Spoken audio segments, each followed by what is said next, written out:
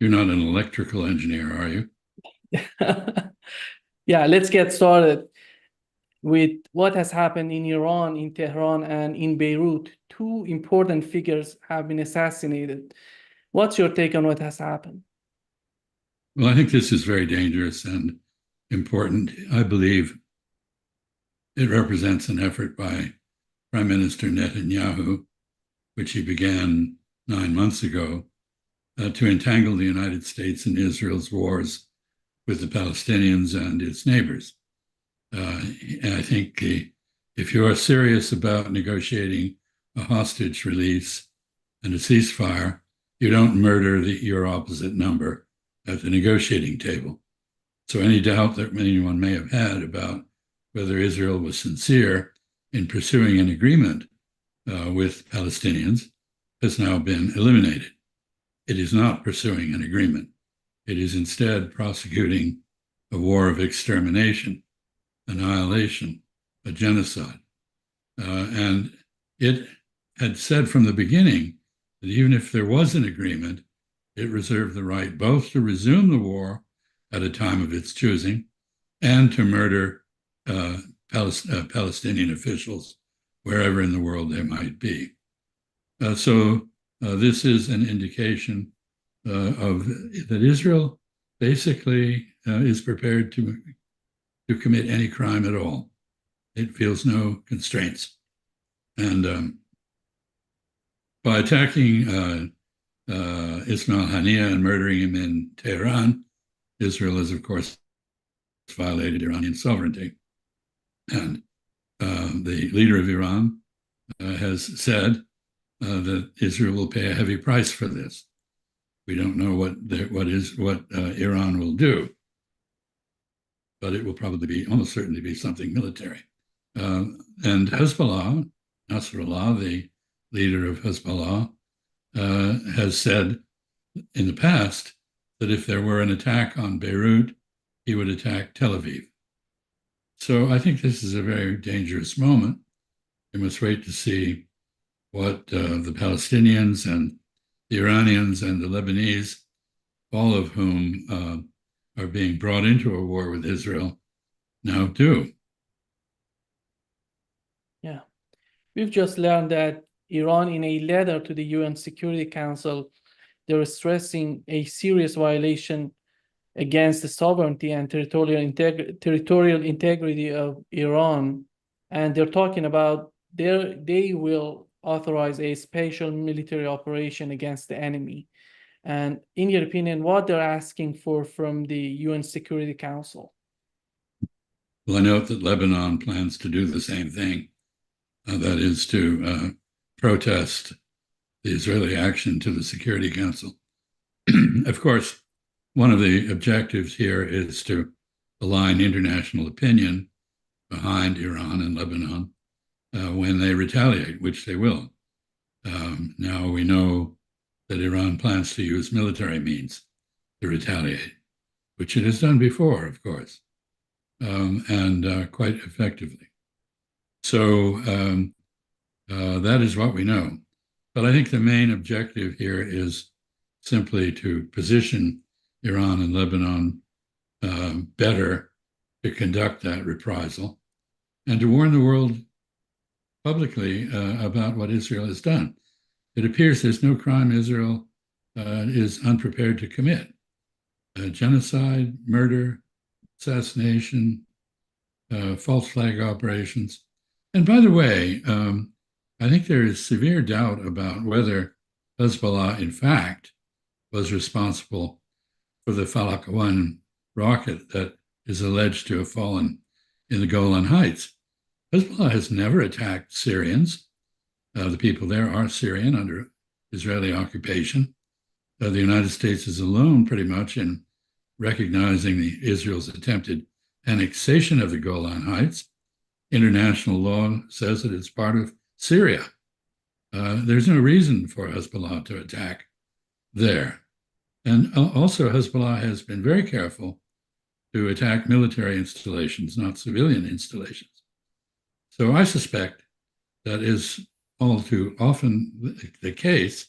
Israel has lied. for political convenience. And the United States has idiotically signed on to the lie. So this attack on Beirut, in addition to being egregious violation of international law, is not justified by reprisal, the right of retaliation at all.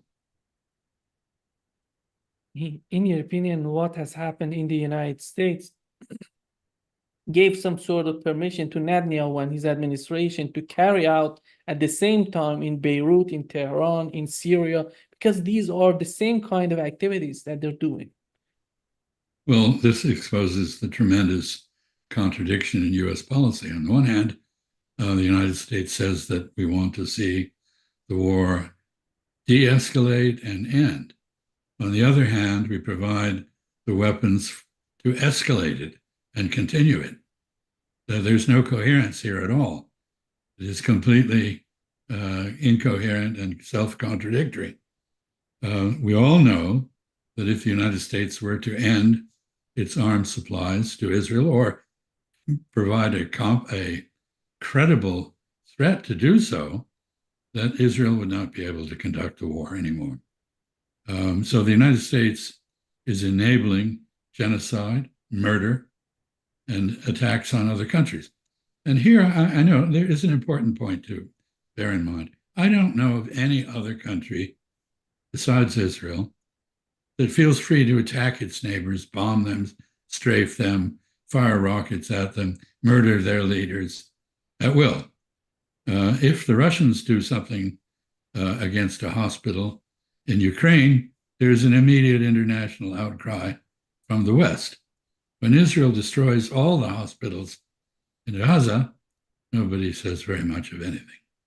So there is a double standard, and I think the world recognizes hypocrisy when it sees it. So this has been very injurious to American credibility, and it has totally destroyed the credibility of anything Israel says. Yeah. The government in Qatar, they're talking about how we can negotiate when one side is assassinating the other side.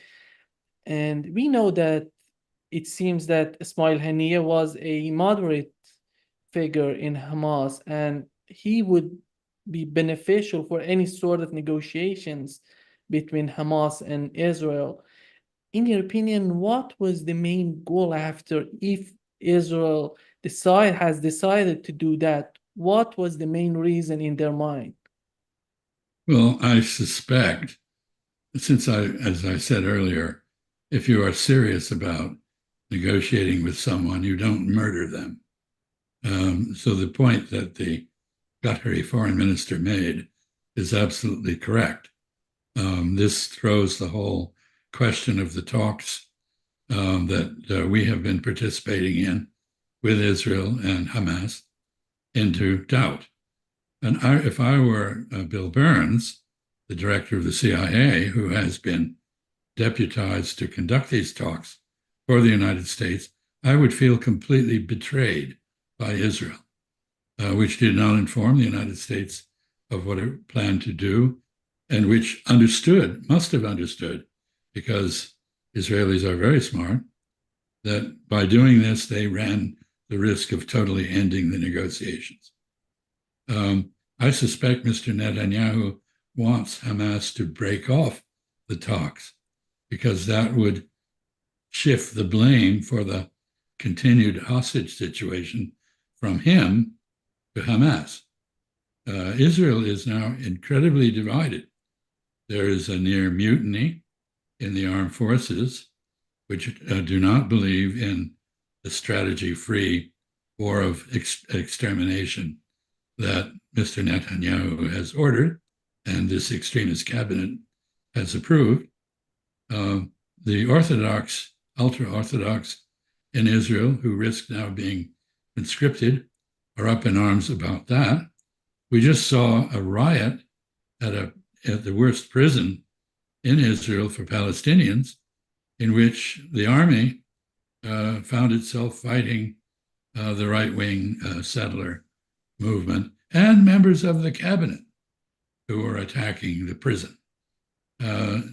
Of course, the reason for the attack was that the army decided to arrest 9 Israeli soldiers, prison guards, who had raped and otherwise abused a Palestinian inmate, which is a war crime, by the way. Typically, asked whether this was a war crime, the spokesman for the Department of State, U.S. Department of State, couldn't bring himself to say that. He said, well, I assume it's a violation of Israeli law. If anyone else in the world did what the Israelis have just done, it would be called a war crime. So again, our credibility is being destroyed by the irresponsible actions of Israelis and our condoning them. Yeah. The question is how the Biden administration right now is trying to manage the situation. Blinken said that we didn't know that it's going to happen, or they don't know, or they're denying. We can say that they're denying that Israel did that. How do you find the policy right now in Washington? Well, I think it is a policy of denial. It is support for Israel, while we occasionally issue mild criticism. It's particularly ironic because we accuse the Chinese, who are carrying on a normal relationship with Russia, of supporting Russia against Ukraine and NATO. But here we are supplying weapons, paying for genocide, and providing political defenses for the indefensible acts of Israel, and somehow we're not on Israel's side. I think the whole problem with the negotiations from the beginning has been that the United States is not, in any respect, a credible mediator. We are on the side of the Israelis. Everybody knows that. So everything that the United States has been talking about has been the hostages and a ceasefire to get the hostages out. What about the human rights of Palestinians? What about the genocide? What about the right of self-determination of the Palestinians? None of this is ever mentioned. So our policy is essentially untenable. It is directed by domestic political considerations.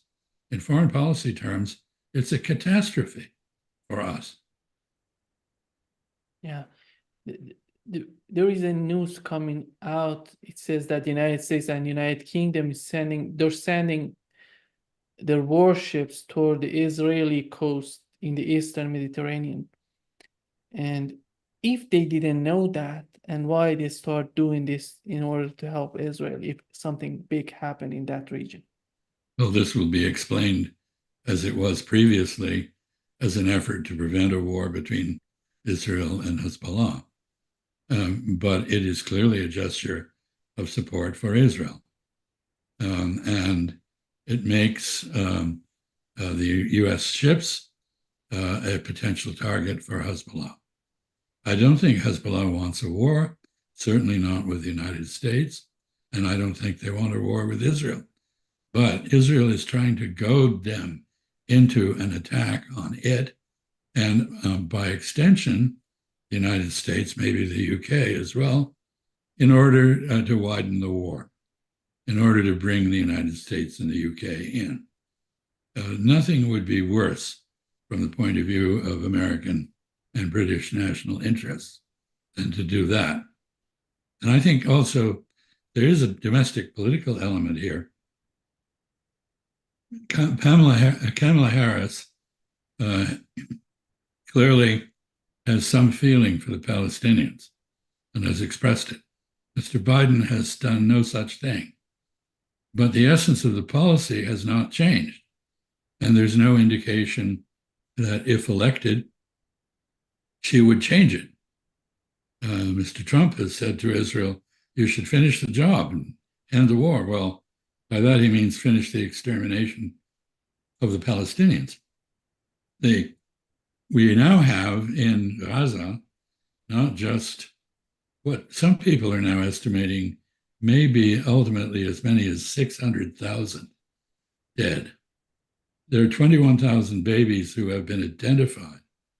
There are another 25,000 that are missing and presumably under the rubble.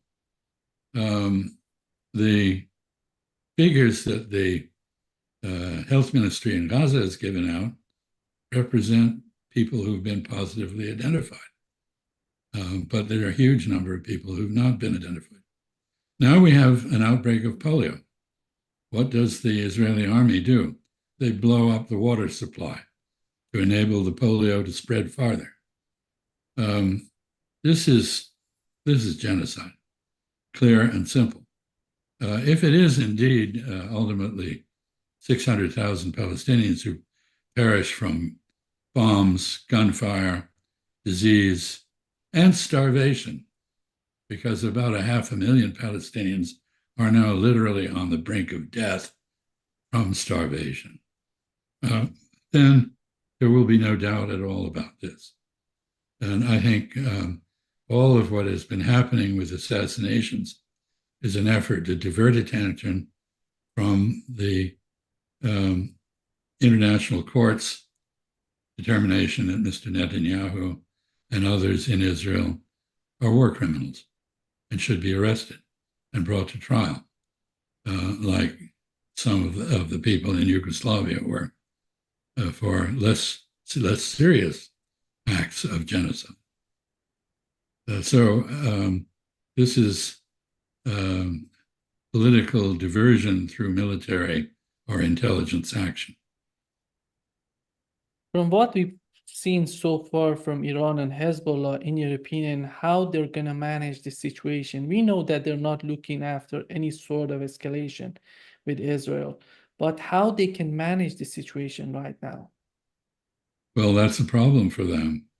They don't want to do what Mr. Netanyahu wants them to do, which is to bring the United States and others into this war. They want to retaliate against Israel, of course. And I think Israel may have crossed a very serious line with these two assassinations. And that, one of the immediate things that would occur to any leader of Hezbollah or Hamas, or for that matter, Iran, is Israel has been murdering people right and left. And the so-called resistance has not been reciprocating this action. They have not been killing cabinet members in Israel. They have not tried to assassinate Netanyahu. They have not done anything of that sort. They have continued to play as best they can by the laws of war. Now, I don't think October 7th proves the contrary, although it was accompanied by atrocities, which are very real. Not as real as the Israelis make them out to be. Mr. Netanyahu says, well, Hamas killed 1,200 people. No, Israel killed about 600, and people associated with Hamas killed another 600. But anyway, so it's impossible at this point to unwrap all the lies and fabrications that have been developed to hide reality. But it is possible now that the self-imposed ban on counter-assassination that Iran, Hezbollah, Hamas have followed will now give way to a burst of assassinations. After all, I mean, Israel rules by terror. It tries to terrorize the Palestinians into leaving when it doesn't outright murder them. It tries to terrorize its neighbors with disproportionate retaliation for anything that happens. Why should the other side be restrained? I think this is probably a question that is being debated in Tehran and Beirut right now. We know how close Ismail Haniyeh was to Turkey. And before this assassination, Turkey was talking about invading Israel and going after Netanyahu and his administration. Do you think that this would bring new escalations between Turkey and Iran and Israel? Well, I'd note that Hamas is an outgrowth of the Muslim Brotherhood, which Turkey has historically supported. The Muslim Brotherhood is a democratic Islamist movement. It turned out when it was in power in Egypt that it was incompetent, but that doesn't mean it wasn't democratic. And Hamas, too, takes its power from the ballot box. It may be abusive, having been in power for as long as it has been, but its origins are democratic. That is not the case with Hezbollah, which is a very different sort of organization. So I don't believe that Turkey was seriously threatening to invade Israel. I think Mr. Erdogan is a very gifted politician, and he was making an appeal to the peoples of the region over the heads of their leaders, because many people, Arabs, Iranians, are very critical of their governments for not doing anything.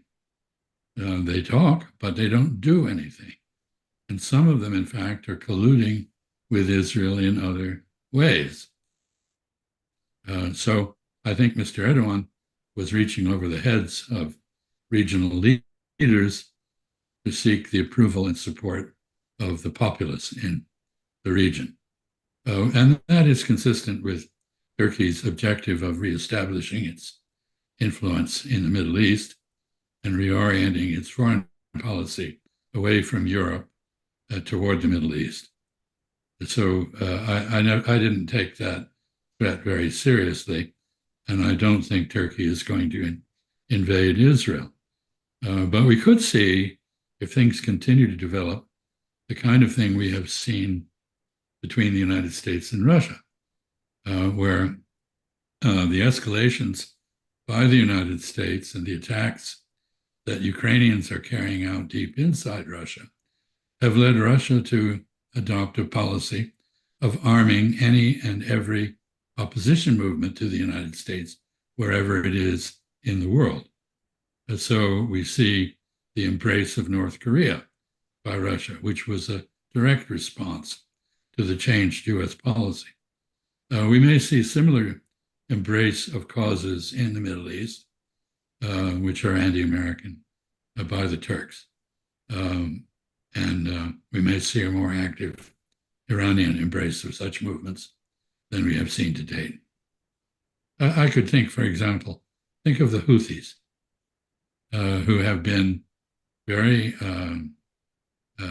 surprisingly effective in the conduct of their blockade in the Red Sea, with very little help from anyone.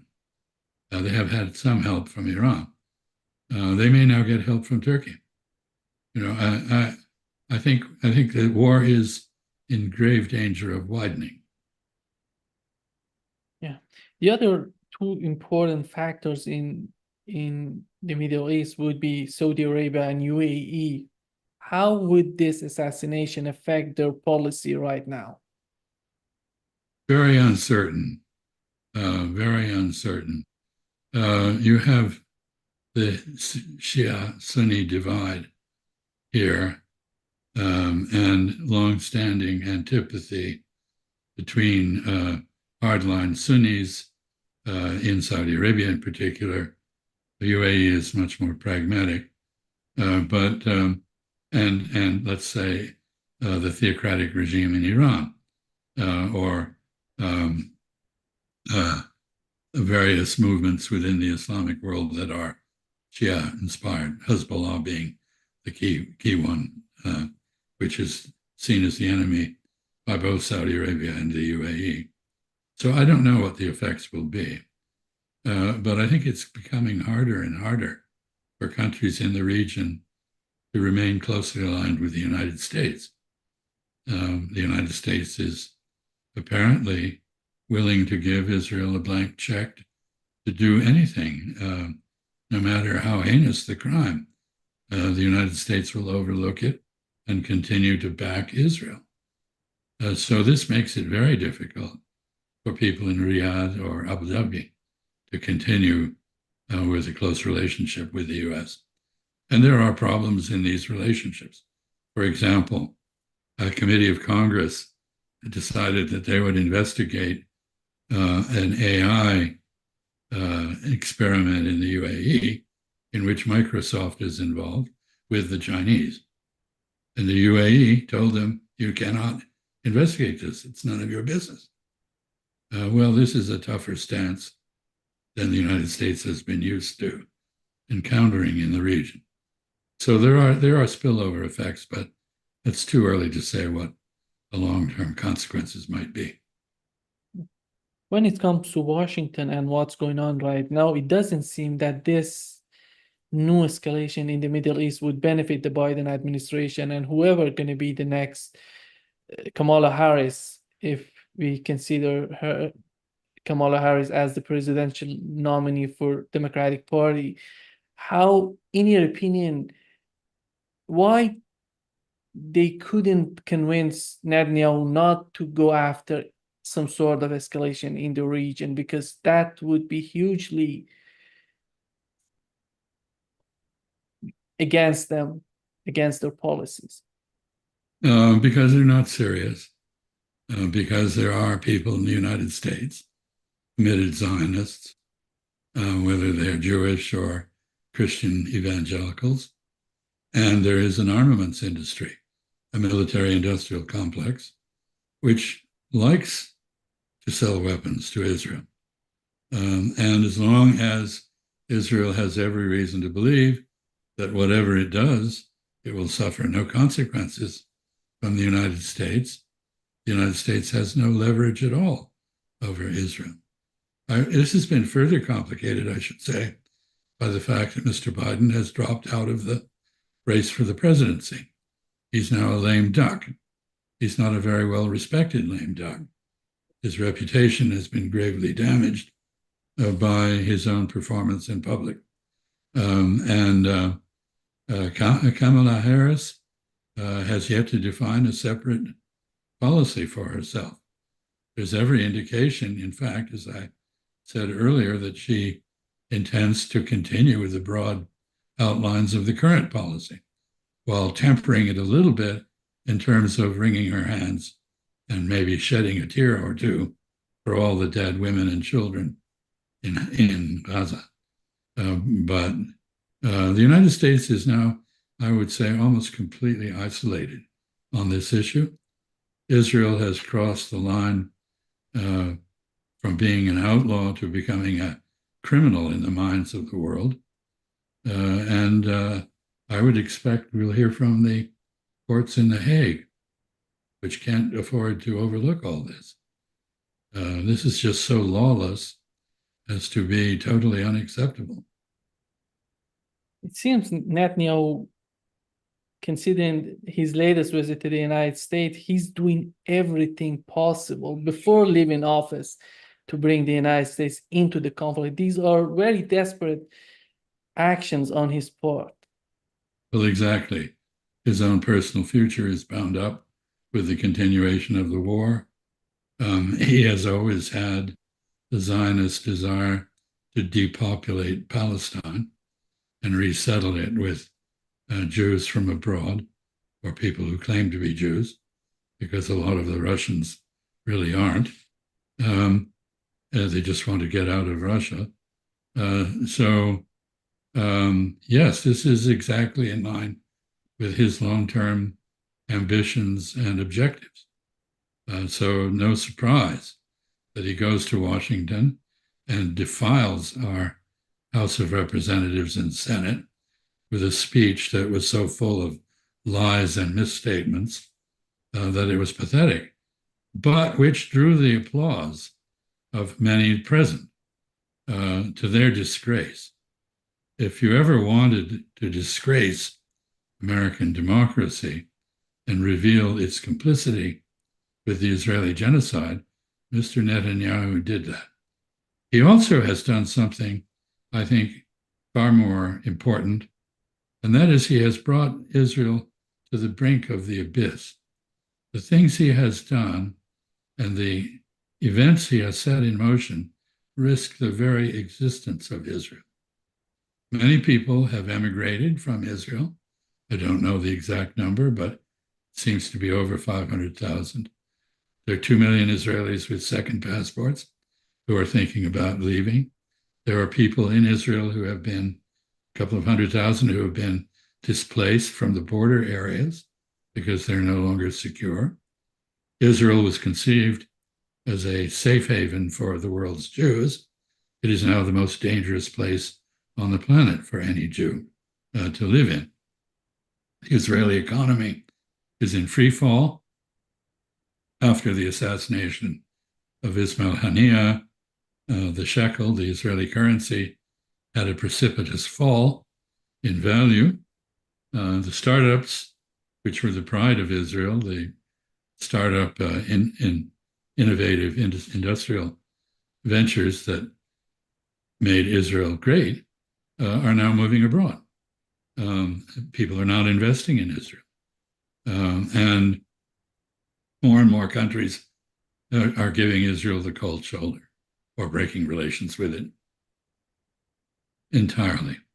To be an Israeli in the future is to be insecure in your homeland and unwelcome abroad. This is Mr. Netanyahu's doing. And I think he will go down in history as the man who did the most to destroy Israel, his own country. We had Bashar al-Assad visiting Russia. In your opinion, what would be the Russia official policy? Are they trying to send some sort of message to the United States that if something happens in that region, we're going to be part of that? I'm not sure. I'm not sure at all.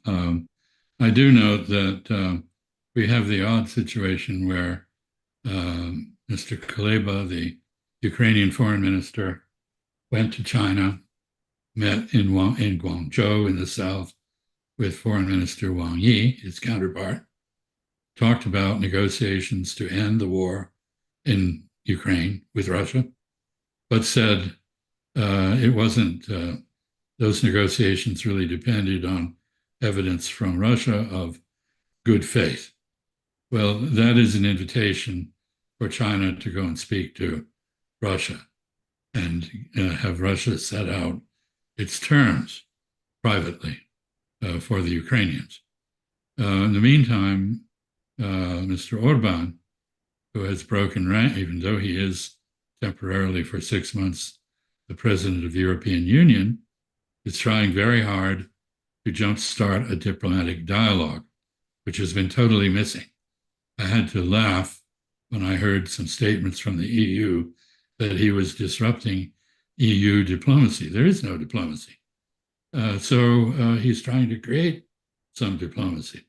He's being widely criticized for that. But he, joined by the Slovaks, have very definite interests in an early peace. And both countries have suffered terribly historically from instability in Europe. They were both under Nazi occupation. Hungary was forced to become an ally of the Nazis, which they didn't want to do. Then they were under the occupation of the Soviet Union and forced to be an ally of the Soviet Union. They want a Europe of power balances and peace and stability, not a Europe divided between Russia and anyone else. So he's very serious. I don't think he will give up.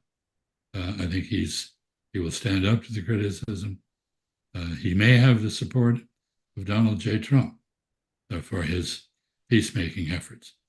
We don't know what happened in his meeting in Mar-a-Lago with the former president, although they seem to be good friends. So I think a lot is happening.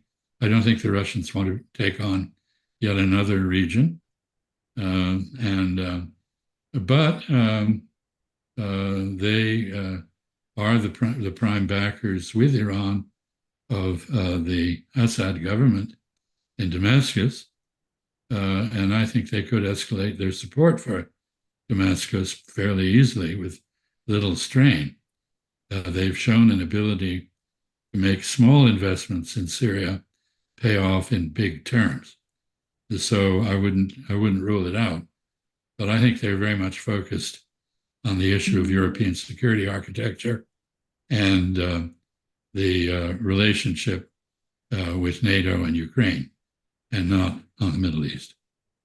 Yeah. The other thing that has happened was China trying to bring all these groups in Israel, in Palestine together to have some sort of agreement. And right now, with the current situation that has in Beirut, right now in Tehran, how would these type of assassinations affect those agreements?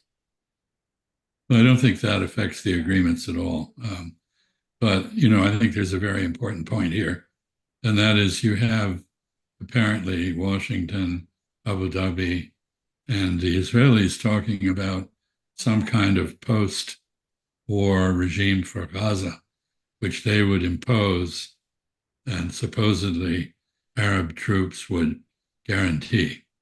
I think this is utter nonsense. It's not going to go anywhere. It might have gone somewhere if Palestinians remained as divided as they were. The whole Israeli strategy over the years has been to divide and rule. But China has just brought 14 factions together under the Palestine Liberation Organization, which is the umbrella organization. This makes the Palestinian Authority, headed by Mahmoud Abbas, almost irrelevant. So I think what Beijing has just done has created a possible future government for Gaza, in which Hamas would be a participant, but which would not be dominated by Hamas, in which Fatah would be a participant, but in which it would not prevail.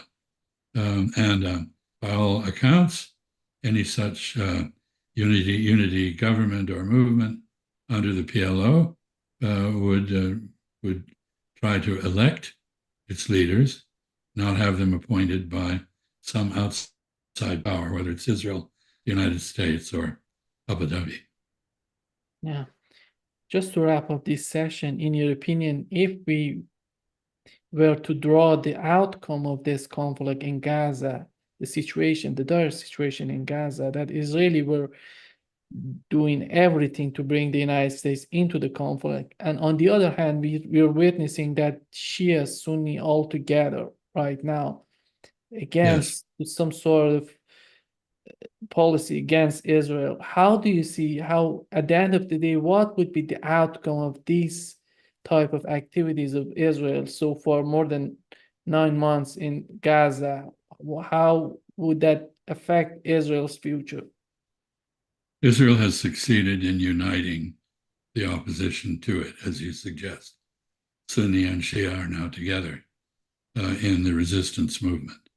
It has boosted the prestige and influence of Iran, which is not its intention. It has not succeeded in defeating Hamas militarily. It has instead generated a huge wave of support for Hamas among Palestinians. It has queered the Abraham Accords, which are now essentially suspended for most purposes, with the countries in the Arabian Peninsula and Morocco. It has ruled out any normalization of relations with Saudi Arabia, which was its big prize. It has helped to make Syria, which was regarded as a pariah in the Arab world, acceptable. We see now Kuwait is reestablishing an embassy, diplomatic relations with Damascus as a most recent development. So Israel has succeeded in aligning a huge amount of opposition to itself in the region, but it has also agitated the wider Islamic world and indeed split the West.